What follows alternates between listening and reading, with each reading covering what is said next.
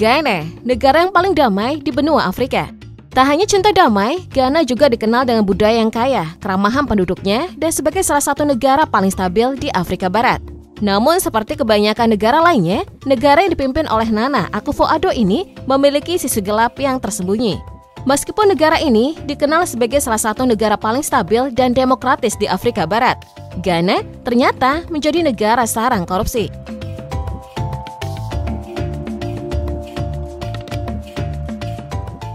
Korupsi marak terjadi dalam kontrak yang didanai perusahaan lokal. Lalu perusahaan menjadi sasaran empuk praktik suap ketika beroperasi di daerah pedesaan. Terlepas dari upaya pemerintah untuk memadamkan korupsi, elit lokal memanfaatkan transparansi dan akuntabilitas yang terbatas untuk mengambil kendali sumber daya alam masyarakat untuk keuntungan finansial pribadi mereka. Sejalan dengan itu, praktik korupsi di Ghana banyak mempengaruhi pengelolaan sumber daya alam.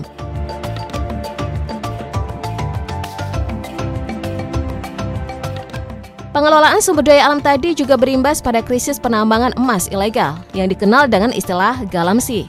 Galamsey sendiri adalah bahasa lokal Ghana yang berarti penambangan emas skala kecil ilegal di Ghana. Sedangkan galamseyers adalah istilah untuk orang-orang yang melakukan penambangan emas ilegal secara independen dan perusahaan pertambangan.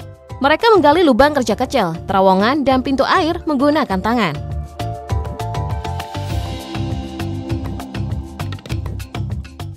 Di bawah payung hukum Ghana, tindakan ini termasuk ilegal bagi para galamseyers untuk menggali tanah yang diberikan kepada perusahaan pertambangan sebagai izin untuk membuka tambang atau lisensi.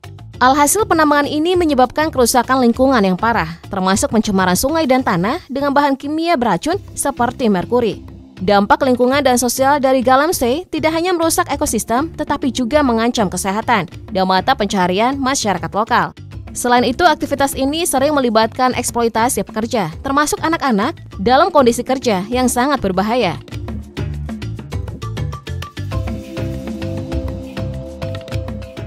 Adapun penyebab utama galamsey adalah tingginya tingkat pengangguran di kalangan pemuda di Ghana. Sayangnya mayoritas lulusan universitas, termasuk laki-laki, sangat sulit mendapatkan pekerjaan yang layak.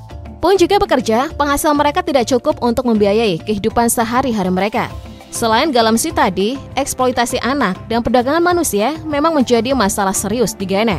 Anak-anak seringkali dijadikan tenaga kerja dalam kondisi yang sangat buruk di berbagai sektor, termasuk penambangan dan pertanian kakao. Yang kita tahu, Ghana menjadi negara penghasil coklat terbesar kedua di dunia. Selain itu, perdagangan manusia di Ghana berupa perdagangan seks maupun tenaga kerja paksa.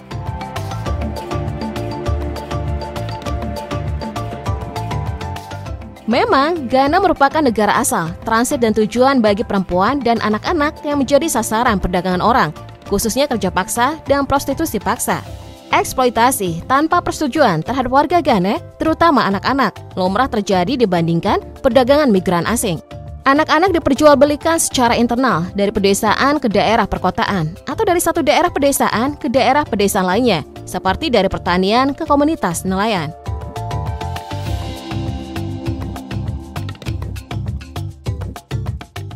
Afrika memiliki tingkat insiden pekerja anak tertinggi di dunia. Di Afrika Sub-Sahara sendiri, lebih dari 40% dari semua anak berusia 5 hingga 14 tahun bekerja untuk bertahan hidup, atau setara dengan 48 juta anak. Anak laki-laki dan perempuan Ghana menjadi sasaran kondisi kerja paksa di dalam negeri dalam penangkapan ikan, perbudakan rumah tangga, pengemis, portering, dan bekerja di sektor pertanian. Ironisnya, orang tua mereka tidak mengerti bahwa dengan bekerja sama dengan pelaku perdagangan manusia, mereka dapat mengekspos anak-anak mereka pada penempatan terikat, pemaksaan, atau penjualan langsung.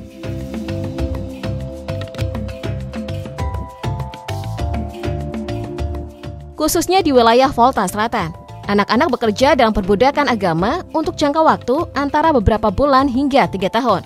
Mereka dikenal sebagai trokosi, istri dewa. Praktik ini mengharuskan gadis-gadis muda untuk bekerja dan melayani odo religius yang diduga praktik ini dilakukan untuk menebus dosa anggota keluarga atau sebagai persembahan untuk keberuntungan keluarga mereka.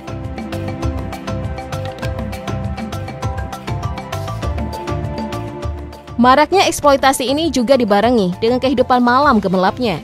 Disebut bahwa Ghana telah memantapkan dirinya sebagai tujuan wisata seks dari wisatawan barat.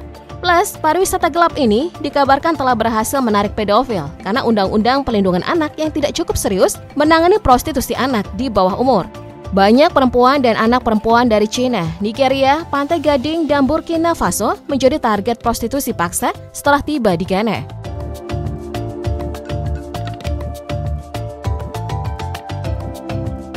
Tingginya tingkat pengangguran dan kemiskinan di Ghana diyakini menyebabkan pertumbuhan drastis dalam industri seks.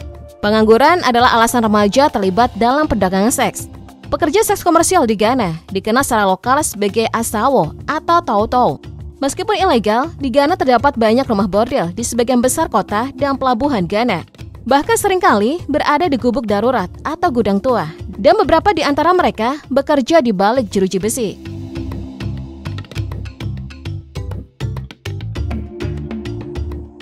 Sedangkan pelacur yang tidak bekerja di rumah bordel dikenal sebagai roamer. Roamer ini adalah wanita yang lebih muda dan bekerja di jalanan, bar, dan juga hotel. Mereka hanya duduk di ambang pintu dan mengundang pelanggan masuk. Lalu ada istilah pilot yang dikenal dengan sopir taksi. Pilot ini bekerja sebagai perantara antara wanita dan klien di hotel. Mereka biasanya mendapatkan biaya dari kedua belah pihak.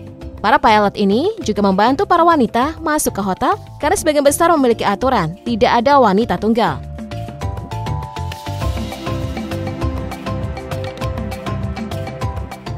Mirisnya, kebanyakan staf hotel juga dapat menerima suap untuk mengizinkan wanita masuk.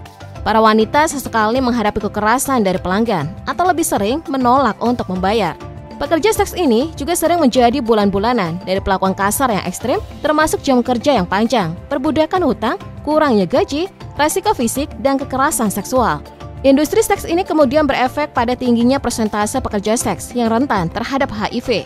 Pada tahun 2020, prevalensi HIV di kalangan pekerja seks perempuan di Ghana diperkirakan mencapai 6,9%. Data terbaru Januari 2023 diperkirakan lebih 350.000 orang terinfeksi HIV di Ghana.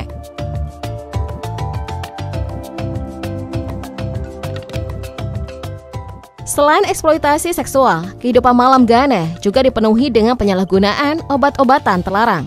Bahkan, Ghana telah menjadi jalur transit penting bagi perdagangan narkoba internasional, terutama kokain dari Amerika Selatan yang dikirim ke Eropa. Di negara ini, keterlibatan dalam perdagangan sangat terlarang tidak hanya merusak masyarakat lokal, tetapi juga memperkuat jaringan kejahatan internasional. Budidaya dan konsumsi menyebar bak bola api melalui kota-kota besar seperti Accra.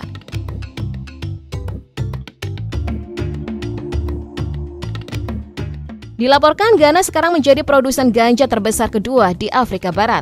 Organisasi dan rute Nigeria menyebar ke Ghana pada awal 1980-an dan dengan cepat berkembang ketika pengedar narkoba Nigeria mulai dihukum karena perdagangan narkoba.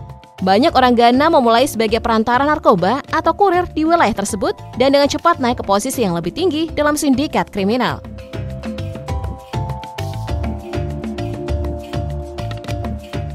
Penelitian lapangan di Ghana telah menunjukkan bahwa perdagangan ganja beroperasi dengan cara di mana distribusi produk dijual dan diangkut secara grosir. Ganja dibeli dari petani tanaman dan buah-buahan lain dan dibawa ke daerah lain di Ghana dan ke negara lain seperti Gambia dan Senegal. Di samping itu, Ghana menjadi jaringan alternatif yang lebih aman.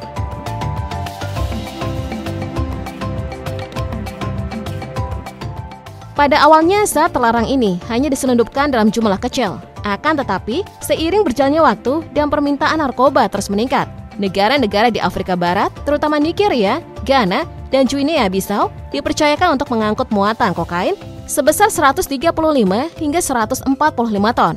Nah, sejak itu, Afrika Barat telah menjadi komponen kunci dari dunia perdagangan narkoba, dengan peningkatan variasi dan jumlah narkoba yang diperdagangkan melalui Afrika Barat, dan perluasan perdagangan narkoba dari Afrika Barat ke bagian lain benua itu.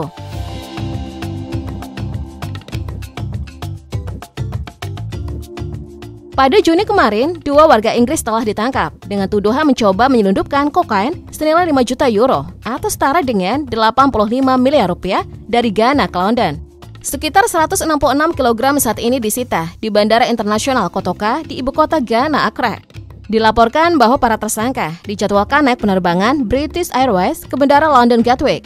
Komisi Pengendalian Narkotika Ghana menuduh bahwa pasangan itu menyembunyikan kokain yang dibagi menjadi 72 lempengan yang disimpan pada 6 koper.